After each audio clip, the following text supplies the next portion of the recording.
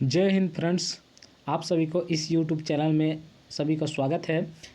आज हम बात करेंगे आबकारी आरक्षक परीक्षा 2025 11 सितंबर के सेकंड शिफ्ट में जो मैथमेटिक्स के क्वेश्चन आए हैं उनके बारे में बात करेंगे। तो इसमें कुछ अभी पहले शिफ्ट के क्वेश्चन हैं, कुछ दूसरे शिफ्ट के क्वेश्चन हैं। तो सबसे पहले हम बात करेंगे दूसरे शिफ्ट के क्वेश्चन के, इसके बाद ही फर्स्ट शिफ्ट के क्वेश्चन आएंगे। चलिए देखते हैं।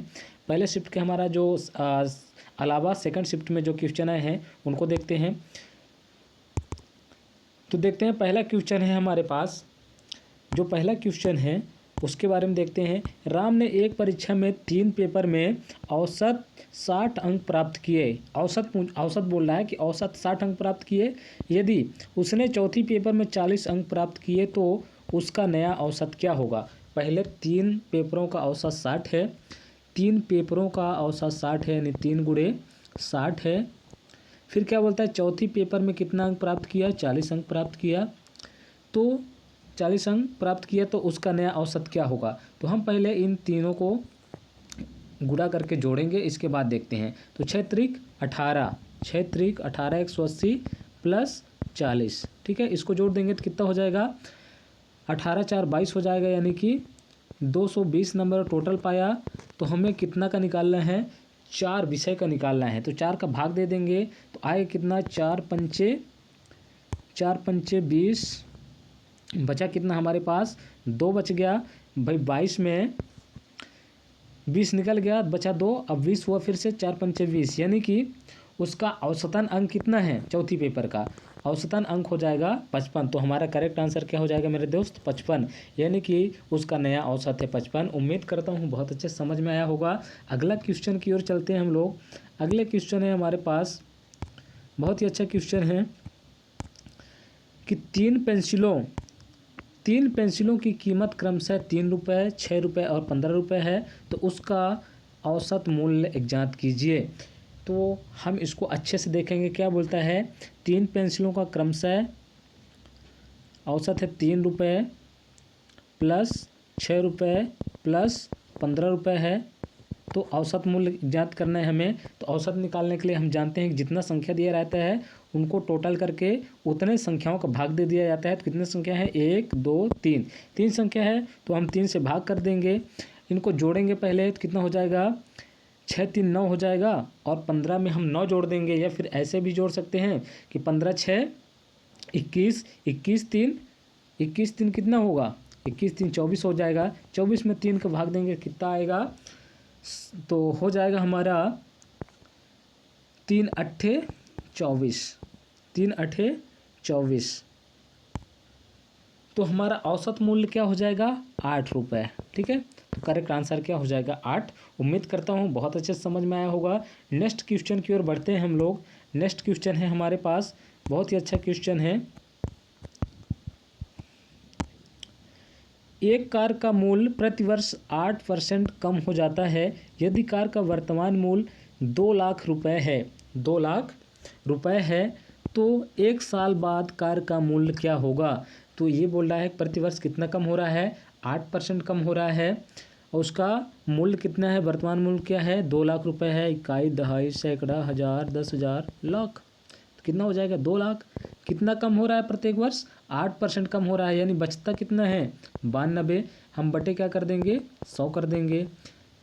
इसको आगे हल करेंगे, 0 से 0 कटा, 0 से 0 कटा, ठीक है। बचा क्या हमारे पास, बचा 2000। 2000 में हम 92 गुणा कर देंगे, बचा क्या, इकाई, दहाई, सैकड़ा, हज़ार, 2000, बचा क्या ऊपर 92। इसका हम गुणा करेंगे तो आएगा क्या, हम लोग 0 को छोड़ देंगे, 92 का गुणा कर लेंगे। 92 गुणा इस तरह से करेंगे, देखिए आप लोग समझ भी लीजिए कैसे गुणा करेंगे। पहले हम 90 को गुणा कर देंगे, 9 दूना 18 हो गया, और पहले 2 का गुणा फिर कर देंगे, 2 दूना 4, यानी कि 184 आया। कितना जीरो है, लगा देंगे 0, 1 2 3 जीरो है। तो इकाई, दहाई, सैकड़ा, हज़ार, 10,000, लाख, 1,84,000 रुपये आ गया। तो वर्तमान कार का मूल्य क्या होगा, 1,84,000 होगा। उम्मीद करता हूँ बहुत अच्छे से समझ में आया होगा। इस तरह से आप लोग क्वेश्चन पढ़ के जाइए और अच्छे से नंबर लेके आइए। देखते हैं नेक्स्ट क्वेश्चन। नेक्स्ट क्वेश्चन है हमारा, एक साइकिल 3200 रुपये में खरीदी गई, यानी कि 3200 3,200 और 4,000 में बेची गई। यानी 4,000 रुपये में इसको बेच दिया गया, तो लाभ प्रतिशत क्या होगा। तो हमें बताना है कि 3,000 रुपये में हम खरीद लिए, ठीक है, लाभ हमें कितना का हो गया, 4,000 बेच दिए तो 800 रुपये का लाभ हो गया, ठीक है। जब 800 रुपये का लाभ हो गया तो कोई दिक्कत नहीं है, बहुत अच्छी बात है। इसके बाद हमें क्या बोलता है कि लाभ प्रतिशत, तो हम क्रय मूल्य में क्या करेंगे, क्रय मूल्य का भाग दे देंगे और मल्टीप्लाई बाई 100, ठीक है। तो हम 0 से 0 काट देंगे और बचा क्या, 8 इकन्नम 8, 8 चौको 32, ठीक है।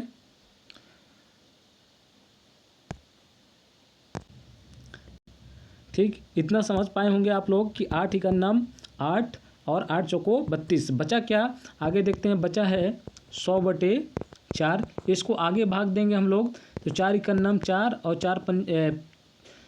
4 इकन्नम 4 और 4 25 हम, या फिर इस तरह कर सकते हैं 4 दूना 8, 4 दूना 8 बचा 2 और 4 पंचे 20, यानी कि हमारे पास निकल के आ रहा है 25। तो यही होगा हमारा आंसर कि 25% का उसको क्या हुआ, लाभ हुआ है, ठीक है। उम्मीद करता हूँ बहुत अच्छे समझ में आया होगा। अगले क्वेश्चन की ओर बढ़ते हैं हम लोग। अगला क्वेश्चन है हमारे पास, बहुत ही अच्छा क्वेश्चन है। यदि 10 रुपये होना चाहिए यहाँ पास, देख लेते हैं एक बार क्वेश्चन को अच्छे से देख लेते हैं। 10 दोनों का क्रय मूल्य 8 पैरों के विक्रय मूल्य के बराबर है, तो लाभ प्रतिशत ज्ञात कीजिए। सॉरी, यहाँ पास बहुत ही मिस्टेक क्वेश्चन है, इसको हम लोग सुधारने की कोशिश करते हैं। यहाँ लिखा हुआ है यदि 10 पेनों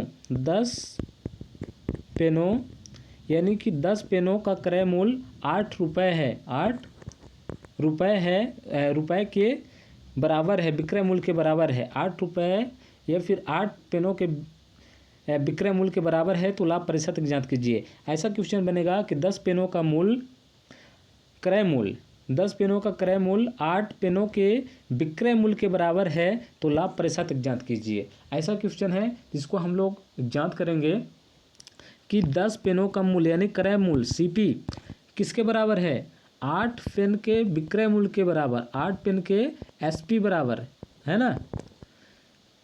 तो हम इसको आगे हल करेंगे, CP बटे हो जाएगा SP बराबर क्रय मूल्य बटे विक्रय मूल्य। तो आ जाएगा क्या, 2 चौके 8, 2 चौके 8 कटेगा तो हो जाएगा 2 चौके 8, और इसी 2 से काटेंगे 2 पंचे 10, यानी कि आया हमारे पास 4/5, ठीक है, 4/5 आया, यानी कि 4 पेन का विक्रय मूल्य 5 पेन का विक्रय मूल्य किसके बराबर है, 4 पेनों का बराबर है, ठीक है। तो इसका हमारा आंसर क्या हो जाएगा, 1/4 करके हम कर देंगे 100 में गुणा, आ जाएगा हमारा लाभ प्रतिशत। तो 4 को हम काटेंगे, 4 इकन्नम 4 और 25 चौको 100, तो हमारा आंसर आ जाएगा 25%, यानी कि 25% की उसको लाभ हुआ है। देखते हैं अगले क्वेश्चन की ओर। अगला क्वेश्चन है हमारा, बहुत ही अच्छा क्वेश्चन है। अगला क्वेश्चन है हमारा, देखिए आप लोग,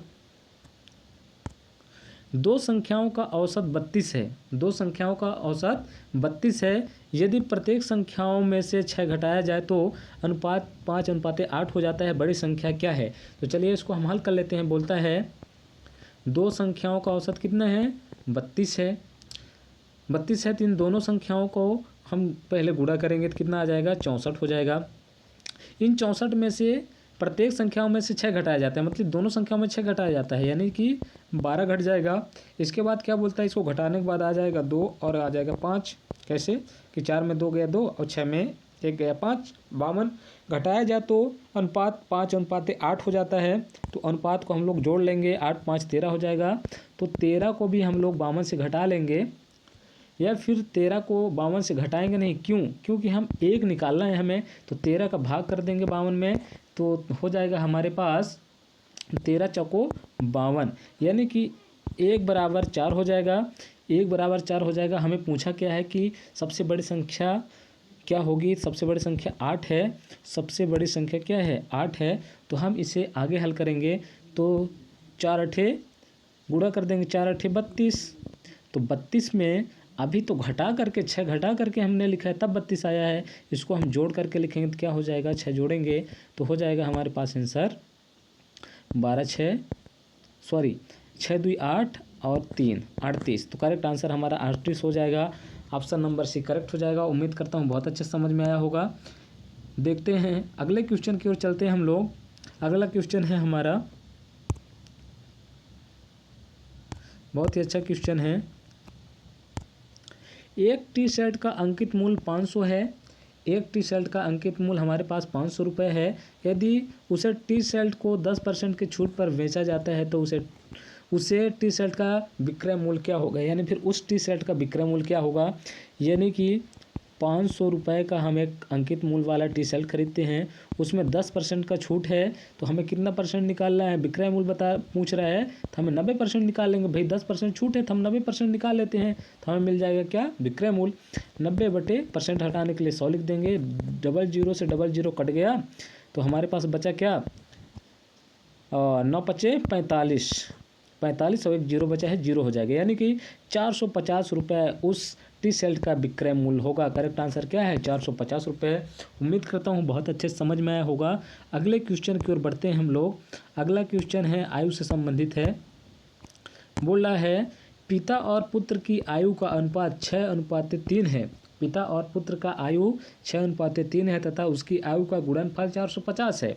तो पिता और पुत्र का आयु कितने हैं, 6 अनुपाते यानी गुणनफल पूछ रहा है ना, 6×3 बराबर कितना गुणनफल 50। ठीक है, तो 6x × 3x बराबर कितना 450। इसको आगे हल करेंगे हम लोग तो इसका गुणा हो जाएगा तो 6 त्रिक 18, x का x में गुणा हो जाएगा तो हो जाएगा x² बराबर 450। ठीक, इसके बाद इसको आगे हल करेंगे। इस 18 को हम लोग पक्षांतर करेंगे इधर, तो पक्षांतर करने के बाद देखते हैं क्या होता है। इधर x² ही रह जाएगा, इधर 450/18। इसको आगे हम हल करेंगे तो आएगा क्या, देखते हैं। 18 दूना 36, 18 दूना 36 तो 2 बार भाग गया। अब बचा हमारे पास क्या, 36 में 45 में 36 कम कर देंगे, बचा हमारे पास 9 और 0 यानी 90, तो 18 पंचे 90, हमारे पास बचा क्या 25। ठीक है, सॉरी वो हाँ 25 ही बचा। इसके बाद हम इसको आगे हल करेंगे। x² बराबर कितना आ गया 25। ये अब स्क्वायर को हम हटाएंगे तो स्क्वायर इधर चला जाएगा तो x बराबर हो जाएगा अंडर रूट 25। अब 25 किसका वर्गमूल है तो x बराबर हो जाएगा 5, यानी 5 का वर्गमूल है। ठीक, तो क्या बोलता है 5 वर्ष बाद उनकी आयु का अनुपात क्या होगा। उनकी आयु की अनुपात पूछ रहा है तो 1/5, तो 6 है, 6 में गुणे 5 कर देंगे और 3 में भी गुणे 5 कर देंगे तो आएगा हमारे पास क्या 6 पंचे 30 और 5 तियां 15। तो करेक्ट आंसर अनुपात पूछ रहा है ना, तो ठीक है, बहुत अच्छी बात है। अनुपात पूछ रहा है तो इसमें हम लोग 5 और जोड़ देंगे। क्यों जोड़ेंगे, क्योंकि 5 वर्ष बाद पूछ रहा है तो 30 में हो जाएगा 35 और 15 हो जाएगा 20। अब अनुपात निकालेंगे 7 पचे 35 और 4 पंचे 20, 5 से काट लिया यानी कि 7:5। करेक्ट आंसर हमारा क्या हो जाएगा 7:5। उम्मीद करता हूँ बहुत अच्छे समझ में आया होगा। तो ठीक है दोस्तों, अगले वीडियो में मिलते हैं हम लोग।